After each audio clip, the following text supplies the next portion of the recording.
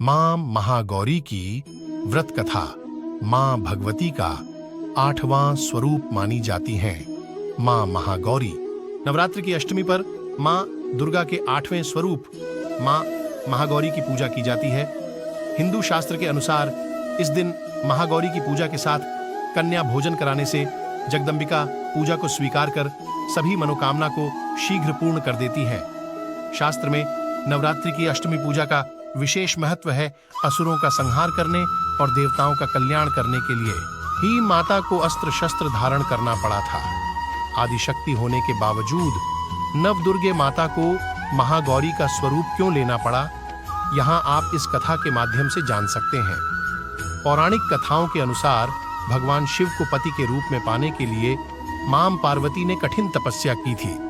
हजारों वर्षों तक माता ने अन्न जल ग्रहण नहीं किया था, जिससे माता का शरीर काला पड़ गया था। माता की तपस्या से प्रसन्न होकर भोलेनाथ ने उन्हें स्वीकार किया और माता के शरीर को गंगा जल से धोकर अत्यंत कांतिमय बना दिया।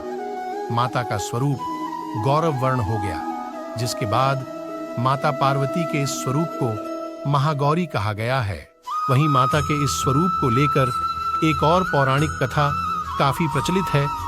कालरात्रि के रूप में सभी राक्षसों का वध करने के बाद भोलेनाथ ने देवी पार्वती को काली कहकर चिढ़ाया था। माता ने उत्तेजित होकर अपनी त्वचा को पाने के लिए कई दिनों तक ब्रह्मा जी की कड़ी तपस्या की। ब्रह्मा जी ने तपस्या से प्रसन्न होकर मां पार्वती को साक्षात दर्शन दिया और हिमालय के मानसरोवर में स्नान करने के लिए कहा। ब्रह्मा जी की सलाह पर मां पार्वती ने मानसरोवर में स्नान किया। स्नान करते ही माता का शरीर दूध की तरह सफेद हो गया। माता के इस स्वरूप को महागौरी कहा गया। तीसरी कथा।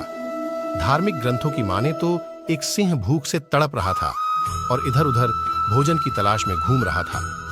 भोजन की तलाश में वह एक पहाड़ पर जा पहुंचा, जहां देवी उमा तपस्या कर रही थी।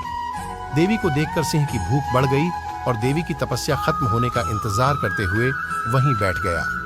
देवी के इंतजार में वह भूख के मारे काफी कमजोर हो गया। तपस्या से उठने के बाद माता को उसकी हालत देख दया आ गई।